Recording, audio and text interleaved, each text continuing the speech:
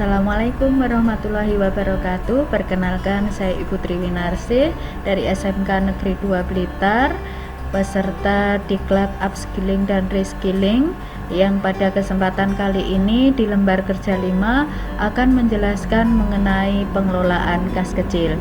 Apa itu kas kecil dan bagaimana mekanismenya? Maka kita akan lihat bersama-sama pada penjelasan berikut ini. Jadi, prosedur penanganan keuangan kas kecil yang ditangani oleh tenaga administrasi kantor, bukan oleh tenaga keuangan perusahaan yang mengelola uang dalam jumlah besar, melainkan keuangan yang dikelola di sini adalah yang sifatnya terbatas, yang digunakan untuk keperluan jabatan atasan atau pimpinan saja, dan membantu kelancaran tugas-tugas atasan dalam jumlah yang relatif kecil. Jadi misalnya pimpinan sedang mengadakan kegiatan menjamu tamu. Nah, di situ ada konsumsi yang harus disiapkan untuk tamu, maka diambilkan dari dana kas kecil. Misalnya lagi pimpinan meminta anak buahnya untuk membayar listrik, air, terus kemudian telepon. Nah, itu menggunakan dana kas kecil. Staf administrasi kantor atau sekretaris mendapat dana tersebut dari kasir atau bendahara perusahaan yang bersangkutan. Adapun prosedur penanganan kas kecil pada suatu perusahaan adalah sebagai berikut. Yang pertama, staf administrasi kantor atau sekretaris membuat permohonan pengisian dana kas kecil kepada bagian keuangan atau bendahara perusahaan dengan melampirkan pembukuan kas kecil bulan sebelumnya yang telah disetujui oleh pimpinan. Selanjutnya, jika permohonan disetujui, pegawai administrasi kantor atau sekretaris menerima dana pengisian kas kecil dari bendahara perusahaan berupa uang tunai atau cek. Staf administrasi kantor mencatat penerimaan dana tersebut ke dalam bukti kas masuk, ditandatangani oleh administrasi kantor atau sekretaris dan kasir atau bendahara, serta diketahui atau disetujui oleh pimpinan dari administrasi kantor atau sekretaris tersebut, serta dilampiri dengan fotokopi cek bila menggunakan cek. Berilah nomor bukti kas masuk secara urut berdasarkan urutan tanggal. Catat pemasukan ke dalam buku kas. Uang disimpan dalam tempat yang aman, ditaruh di dalam peti uang atau yang biasa disebut dengan brankas bisa. Terus kemudian bisa disebut juga dengan petty cash box. Bukti kas masuk disimpan pada map ordner. Staf administrasi kantor atau sekretaris dapat mengeluarkan dana kas kecil sesuai dengan keperluan atasan atau pimpinan. Setiap terjadi pengeluaran, administrasi kantor atau sekretaris harus mencatat pengeluaran tersebut ke dalam bukti kas keluar. Kemudian disatukan bukti kas keluar dengan bukti transaksi penggunaan uang seperti nota, faktur, kwitansi, dan berilah nomor bukti secara urut berdasarkan tanggal. Minta tanda tangan pimpinan pada bukti kas keluar. Catat dan masukkan data bukti kas keluar ke dalam buku kas sesuai dengan sistem yang digunakan. Simpan semua dokumen pengeluaran pada ordner.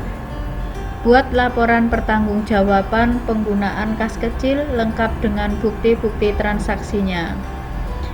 Dari uraian itu, terdapat beberapa perlengkapan yang nanti dibutuhkan untuk mengelola kas kecil. Di antaranya adalah formulir atau format bukti kas masuk, formulir atau format bukti kas keluar, formulir pengajuan dana kas kecil, format buku agenda, berbagai macam bukti transaksi, kemudian peti uang atau petty cash box, ordner, buku kas, alat tulis, komputer atau laptop, printer, perforator atau pelubang kertas, stapler atau penjepret kertas, tab atau guide, kertas HVS A4, map Snell Hector. Kemudian, formulir-formulir tersebut dapat dicetak dalam jumlah yang memadai dengan bentuk standar atau sudah ditentukan, sehingga ketika diperlukan staf administrasi kantor tinggal mencatat datanya saja serta dapat bekerja lebih cepat. Di sini ada ilustrasi di mana saya bertindak sebagai sekretaris senior dari sebuah perusahaan di bidang usaha properti yang bernama PT Graha Utama, beralamat di Jalan Insinyur Soekarno nomor 17 Surabaya, dan Bapak pimpinan saya adalah Bapak Insinyur Imam Utomo sebagai Commercial Manager. Di sini pimpinan saya melakukan berbagai macam kegiatan yang perlu didanai menggunakan dana kas kecil, meliputi beberapa macam, nanti ada datanya di sini. Kemudian saya diminta untuk membukukan transaksi-transaksi yang telah dilakukan selama bulan Agustus 2020 pada tanggal 31 Juli 2020. Saldo kas kecil Rp175.000. Adapun pada tanggal 1 Agustus 2020 pengisian dana kas kecil sebesar Rp9.825.000. Pengelolaan dana kas kecil menggunakan sistem impres atau metode dana tetap, dan di sini saya diminta untuk mencatat transaksi tersebut menggunakan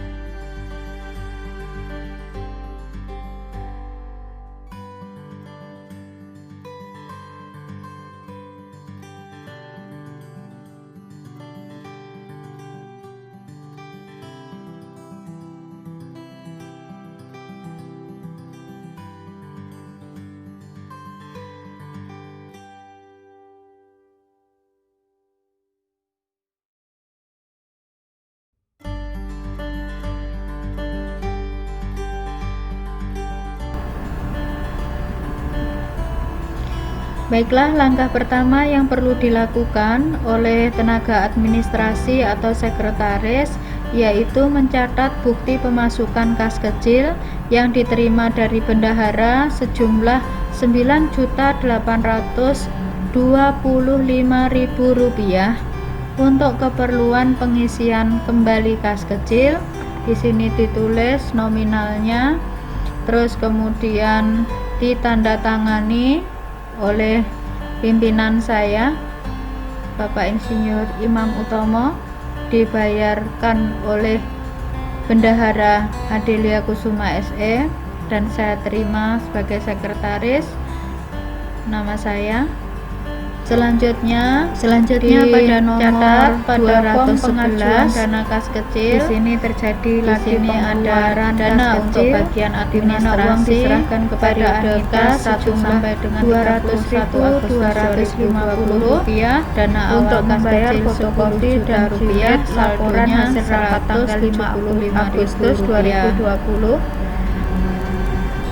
Bukti transaksinya dibuat selesai. Terus selanjutnya untuk laporan 212 terjadi pengeluaran lagi, dan gambarannya di sini pengeluaran yang terjadi selama bulan di sini Agustus, ada dicatat kolom-kolom demikian rupa dari buku kas kecil meliputi tanggal, nomor bukti, keterangan penerimaan, pengeluaran, terus rekening yang didebit, mulai konsumsi, ATK, telepon, PDAM, listrik, transportasi, kebersihan, dan lain-lain. 16 bukti. Terus kemudian kas kecil untuk di kolom tanggal di sini ditulis sesuai dengan urutan tanggal. Terus untuk nomor bukti ditulis bukti pengeluaran kas kecil BPKK. Selanjutnya dicatat pada form pengajuan dana kas kecil. Keterangannya dana untuk kas kecil itu untuk apa ditulis secara lengkap. Periode kas 1 sampai dengan 31 Agustus 2020. Dana awal kas kecil 10 juta rupiah.